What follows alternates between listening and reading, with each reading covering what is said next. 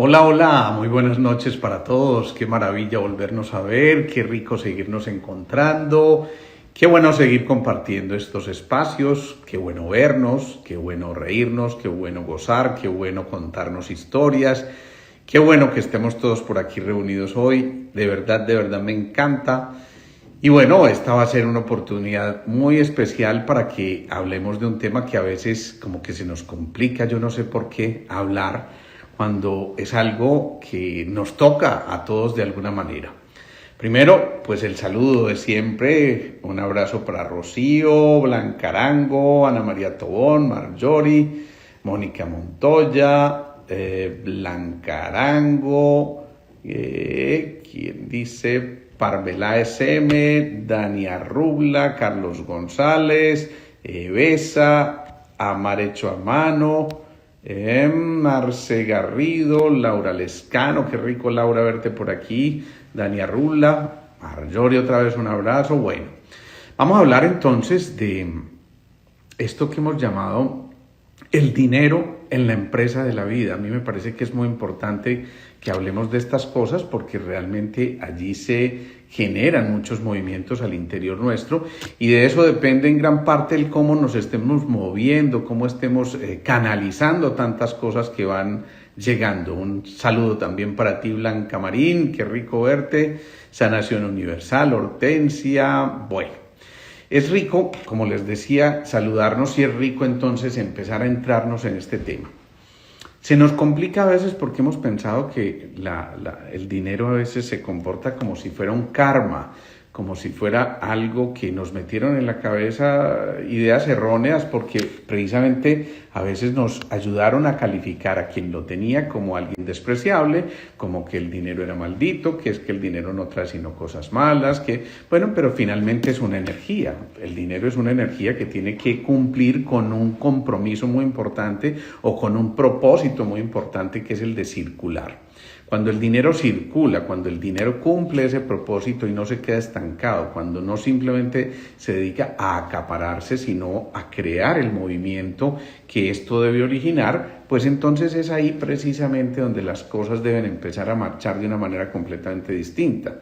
Así que la invitación es a que encontremos en esta excusa, entre comillas, del dinero, una buena forma de compartir muchas cosas. Primero, para encontrar la abundancia en la empresa de la vida, y yo no me estoy refiriendo simplemente al dinero, sino a la empresa como tal de la vida, que mide sus dividendos no solamente en el capital económico, sino en el capital humano.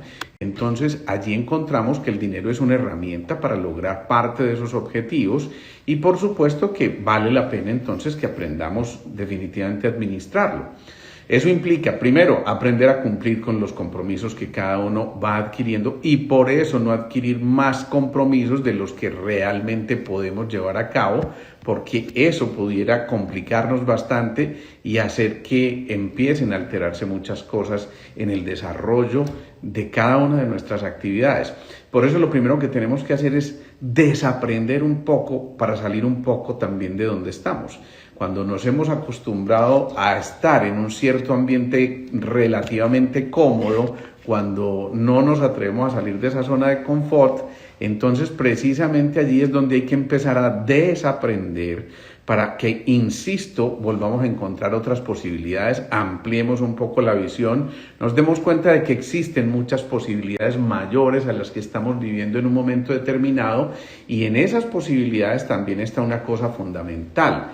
Y es que en la medida en que nos vamos saliendo de esos patrones, entonces vamos a darnos cuenta de que cada uno puede reconstruir perfectamente su propio patrón y empezar a modificar también esos comportamientos que no necesariamente dependen de lo externo. Por supuesto, lo externo es un patrón, lo externo es algo que nos motiva, lo externo es algo que nos lleva a ir encontrándonos con esa parte que nos corresponde dentro del plan mayor, dentro de ese propósito más grande, dentro de muchas actividades que nos llevan también a que vayamos fortaleciendo las posibilidades que están a nuestro alrededor y que se han manifestado de muchas maneras y simplemente que a veces no vemos y no experimentamos de esa forma y por eso es tan importante darnos cuenta de que eso está allí presente, que está esperando a que cada uno de nosotros empiece a encontrar ese camino para poder ir avanzando y, ¿por qué no?, para poder encontrar también que hay un mundo de dualidades que debe cambiar ese concepto de la dualidad por la complementariedad.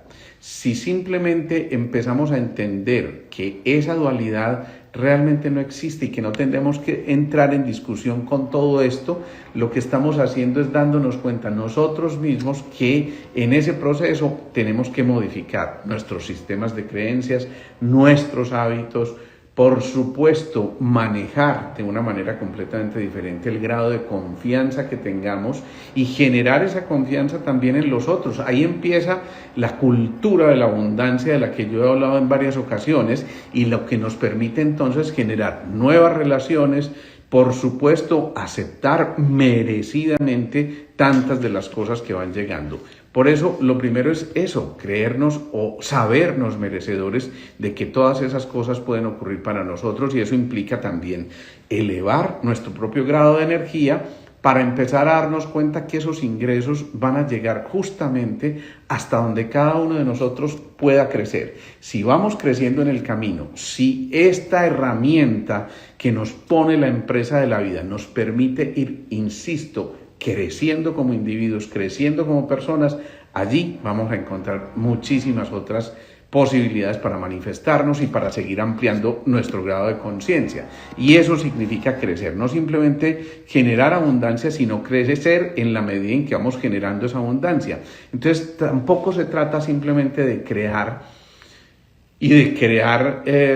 esa abundancia de la que estamos hablando, sino de conservar, aprender a conservar. Yo creo que a muchos les ha pasado una cosa, o han escuchado tantísimas historias de la gente que se ganó la lotería y obviamente en su momento fueron multimillonarios, y generalmente cuando se hace un estudio de estas personas que no estaban preparadas para manejar adecuadamente sus ingresos, pues terminaron en la pobreza de nuevo porque simplemente no sabían cómo hacer que ese dinero circulara de manera adecuada, que cumpliera la función, pero que no nos quedáramos metidos en la dependencia de ese dinero. Viene allí una cosa muy importante, que es entender que tenemos una especie de termostato interno que es real. En el hipotálamo está ese termostato que no solamente controla la temperatura interna, sino que controla también gran parte de nuestras motivaciones y de saber hasta dónde podemos llegar en ese proceso. Y esos termostatos están indicándonos hasta dónde podemos ir en el avance y hasta dónde podemos seguir creciendo sin que eso altere para nada nuestro bienestar. Al contrario, se trata de que precisamente en la medida en que vayamos creciendo, cada uno de nosotros siente la posibilidad de expandir su grado de conciencia, pero también de expandir su grado de felicidad. Tengamos en cuenta una cosa: las raíces normalmente van a ser las que creen los frutos. Es decir, de unas buenas raíces, de unos buenos simientes, va a depender en gran parte que nosotros podamos llegar a muchas cosas maravillosas. Por eso, si queremos transformar lo visible, primero tenemos que cambiar lo invisible.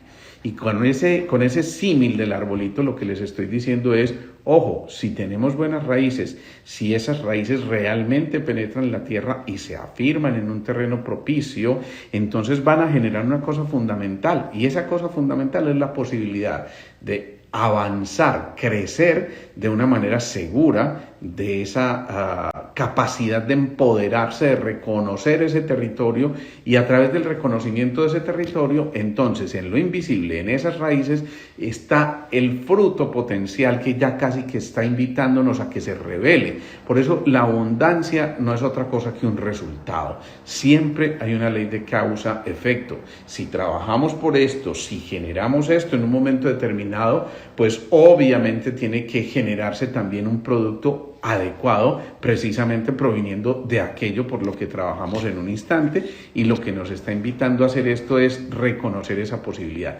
Entonces, lo primero es generar declaraciones. Generar declaraciones es sentenciar positivamente, y si se puede en voz alta, para que cada una de nuestras células escuche un mensaje que vaya en relación, insisto, no solo con el dinero, llamémoslo la abundancia en la empresa de la vida, Y esa abundancia en la empresa de la vida va a vibrar en cada célula de acuerdo a cómo la estemos programando en ese instante. Si cada uno de nosotros está haciendo algo por esto, con toda seguridad que va a avanzar. Compadre Lotero, un abrazo para ti también. Bueno, sigamos entonces. Encender las acciones necesarias para una intención propicia, para una intención que nos hemos propuesto en el logro de nuestras metas. En ese encender está la capacidad de que se genere la pasión. Por eso en PNL se acostumbra mucho a utilizar lo que se llaman los botones de anclaje o simplemente formas de generar que esas afirmaciones realmente se consoliden y las mantengamos como un verdadero botón de anclaje, como una verdadera catapulta hacia cosas mucho mayores. Por eso entonces la sugerencia es: tócate tu cabeza y pronuncia una afirmación. Por ejemplo, vivo en un mundo de abundancia. Y tócate un punto de tu cabeza.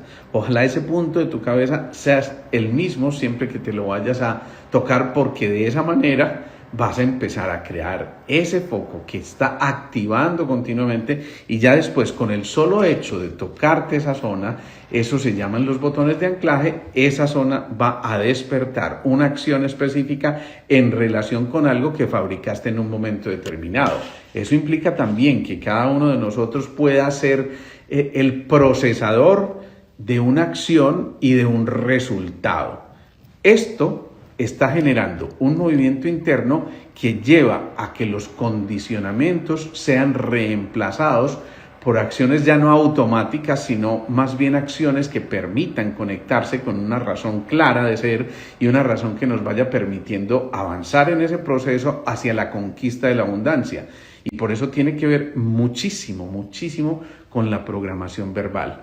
Ojo a esto, por ejemplo, seguramente muchos de ustedes han escuchado expresiones como: es que los ricos son malos, es que están podridos de la plata. Imagínense ese tipo de expresiones.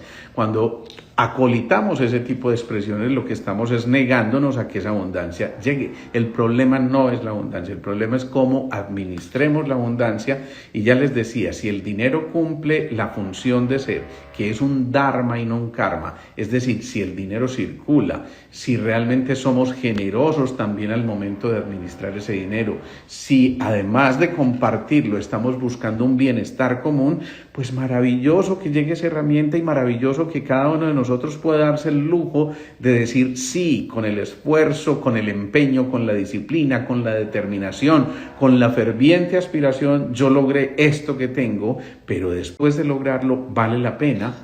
Es la parábola del guerrero: conquistar el territorio, pero para compartirlo. En ese terreno de la abundancia siempre el compartir juega un papel fundamental, y por eso las acciones malditas que en un momento determinado nos inculcaron en relación con el dinero tienen que generar fracasos normalmente, porque van a generar también a su vez una intención nefasta frente a algo que fue visualizado como tóxico, casi como hasta pecaminoso. Y no siempre lo que escuchamos de niños era absolutamente cierto, y no siempre esas programaciones estaban acordes con la realidad. Por eso hay que cambiar a veces los modelos heredados y empezar a aceptar la abundancia. Es el primer paso para ello: aceptar esa abundancia y visualizarla como si ya fuera un hecho. Visualizarla como si ya fuera un hecho.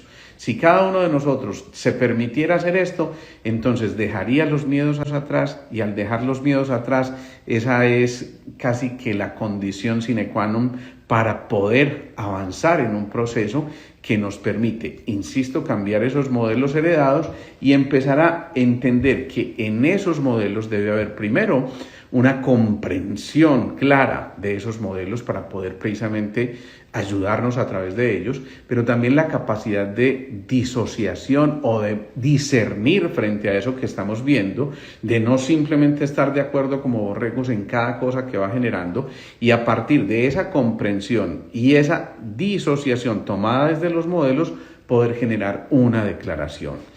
Recuerden, si la declaración es positiva y afirmativa, ya estamos haciendo un avance que no nos hubiéramos sospechado nosotros. Ese avance tan significativo nos está diciendo a cada uno de nosotros que esa asociación de la abundancia, del dinero en este caso, con el dolor, nos obliga a deshacernos de él. En cambio, que cuando asociamos el dolor con prosperidad, con alegría, con la posibilidad de compartir, con bienes mayores, con parte del plan mayor para poder llegar a esos objetivos mayores, insisto, bienvenido sea. Yo no sé por qué, nos da mucha vergüenza hablar del dinero y muchas veces esto, si vemos un título como el que yo coloqué hoy en el título de la charla, pues obviamente puede llevar a que se entiendan muchísimas cosas. Esto suena como a las 7 leyes espirituales de no sé qué no se trata de eso. Se trata de entender, insisto, que es una herramienta, que es una energía que está en movimiento. De hecho, muchas de las rupturas que se dan entre los grupos sociales, y esos grupos sociales comienzan por la pareja misma, dependen precisamente del dinero, y por eso es tan importante ponerse al mismo nivel ambos en cuanto a la visión del dinero para empezar a tomar el control del destino de manera conjunta. Si entre los miembros pertenecientes a una comunidad hubiera la conciencia tal de que en nosotros está la posibilidad de redirigir ese destino, entonces tendríamos que cambiar ese significado del dinero y del éxito y de la abundancia por cosas que representen movimientos amables en nuestra conciencia. Y eso implica que más que el conocimiento tenemos que pensar en la programación. No simplemente tenemos que capacitarnos para hacer muchísimas cosas. Significa también que en esa capacitación podamos programar la mente para generar las ideas propicias y que esas ideas propicias nos estén generando ese equilibrio perfecto que nos permita el avance en común, pero ya no el avance solamente de cada uno de nosotros, sino el avance en comunidad. Por eso es cambiar en la conciencia el concepto de la riqueza. El concepto de la riqueza hay que modificarlo por completo. La diferencia de clases muchas veces no es una diferencia de clases, sino una diferencia de mentes. Cuando se cambia la conciencia, cuando se cambia la mente, cuando se cambian las ideas frente a algo tan especial como es esto, podemos empezar a encontrar que esas reales diferencias de clases no existen, pero las reales diferencias de mentes y de programaciones, esas sí existen, pero dependen de cada uno de nosotros. No es que, como dicen por ahí las viejitas, es que hay unos que nacen con estrella y otros nacen estrellados, mijo. No. Miren, les voy a contar una historia de una paciente que a mí me conmovió profundamente, que vi recientemente, que por supuesto también me autorizó a contar esa historia. Y no quiero saltarme algún detalle y por eso traigo aquí el pastelito. Ella consultó básicamente porque tenía un problema de piel reseca. Ese fue su motivo de consulta inicialmente. Y cuando empezamos el interrogatorio nos encontramos varias cosas interesantes. No solamente que tenía la piel reseca, sino que tenía en sus antecedentes personales un cuadro asmático que había empezado a los 26 años. Ella tiene, creo que bordea los 30, y a pesar de eso fumadora, pero además que no hacía deporte, que era separada hacía 2 años, entre otras cosas no una separación muy amable que digamos, porque justo cuando ella quedó en embarazo, el marido se fue con otra mujer. Sí, entonces obviamente esto fue un golpe muy grande para ella, pero además ocurrió una cosa fundamental, y es que en sus antecedentes había algo que para mí fue muy tenaz. Cuando ella tenía apenas 9 meses y estando en los brazos de su papá, llegaron a asesinar a su papá. Separaron un poco a la niña, le pegaron los tiros a él. Por supuesto, este señor murió, pero ella incluso tiene una cicatriz del golpe que le generó, pues obviamente la caída. Pero más que la cicatriz de esa caída desde el punto de vista físico fue la cicatriz emocional. Una niña de 9 meses no entiende esto de que le estén asesinando al papá, pero una niña de 9 meses absorbe perfectamente esa emoción que vivió en ese momento, absorbe el terror que debió haberse sentido en ese instante, absorbe por supuesto todo ese drama, absorbe toda la tensión que se tuvo que haber generado en ese momento y esa niña graba en sus engramas de la conciencia una información tremendamente tóxica y para ella simplemente su padre, que además murió violentamente, que no fue una elección, sino que murió de manera inesperada y violenta, pero una niña de 9 meses simplemente lo que capta es, se me fue mi papá, me abandonó mi papá, ¿sí? Eso implica, por supuesto, una tristeza muy profunda. Puede que, insisto, ella no entienda lo que está ocurriendo desde el punto de vista racional, pero está entendiendo de un sufrimiento tremendo que le pudo haber causado eso y desde allí ya hubo una cosa que sembró tristeza profunda en su humanidad y sabemos que la tristeza profunda es el asma, ¿sí? Es el pulmón. Sabemos también que el pulmón es la madre de la piel. Recuerden que consultó por piel reseca. Pero además sabemos que su esposo la abandonó justo cuando ella queda en embarazo. Miren, el quedar en embarazo para esta niña, para esta mujer, es algo así como revivir lo que también esa niña que fue en un momento determinado y que estaba en brazos de su padre, sintió la violencia de un hecho como estos.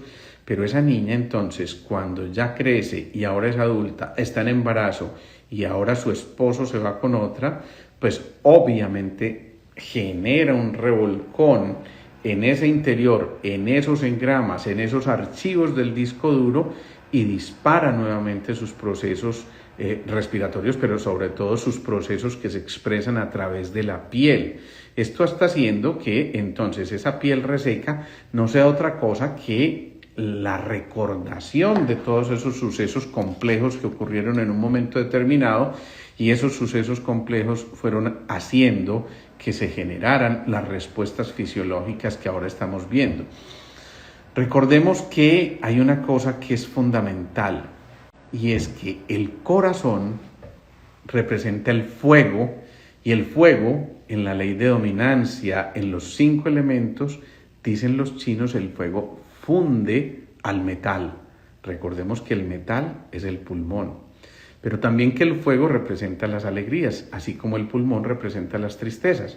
Pues bien, alguien que está impregnado de esas tristezas obviamente dejó de sentir alegría hace mucho rato y la terapia tiene que empezar por eso, por empezar a buscar excusas para ser feliz y esas excusas para ser feliz van a hacer que no se desborde la alegría y que se convierta en manía, que es cuando puede empezar a dominar por completo al metal, sino que se equilibre esa información. Natalia Posada, qué rico saludarte, qué cosa tan deliciosa, mi sobrina hermosa. Bueno, lo cierto es que ahí lo que está ocurriendo es un movimiento de esos 5 elementos y recordemos nuevamente al pulmón, ojo a esto, lo nutre, vamos a ver si ustedes recuerdan, al pulmón, al metal, lo nutre la tierra, es decir, la tierra contiene al metal. Y la tierra, dentro de algunos o dentro de los órganos que corresponden, está representada por el vaso páncreas, que lo consideran los chinos una unidad. Recordemos que el vaso maneja las obsesiones y el páncreas, ojo, maneja la insulina, ¿sí? Y la insulina, a su vez, controla el dulce o lo dulce o los niveles de azúcar en nuestro cuerpo, para decirlo de una manera mucho más sencilla. Adivinen qué pasó cuando yo le dije, bueno, es importante que por ahora no comas mucho dulce. Inmediatamente hizo una cara como, por Dios, ¿a dónde vine? ¿Yo qué estoy haciendo aquí? Pero claro, de una vez reafirmó que allí estaba ocurriendo una cosa muy importante y es que estaba desgastando en gran parte ese páncreas, que entonces si tenía que trabajar muchísimo no puede nutrir al metal, al pulmón, y esto lleva a que se prolongue aún más la tristeza. Hasta aquí ella se estaba casi que autoinmolando y diciendo, yo ya no quiero saber de nada más de afuera, ni de cosas de relaciones y de cosas, porque interpreta como la niña rebelde, hombre, ¿qué pasó aquí? ¿Por qué me quitaron a mi papá y ahora me quitaron a mi esposo? ¿Por qué tengo que vivir el abandono? Cuando le hacemos ver esto, entonces se empieza a despertar una visión mucho más ampliada y surgen los arquetipos del buscador y el amante. Búsquenlos ahí en el canal de YouTube o en el Instagram, porque están ahí esos 12 arquetipos, esa serie que hicimos. Y en esa serie que hicimos, hablábamos del buscador y el amante como el que muchas veces sale y trata de encontrar afuera lo que realmente estaba en su interior. Ahí es cuando verdaderamente aparece el amante, pero aparece también la identidad. Es cuando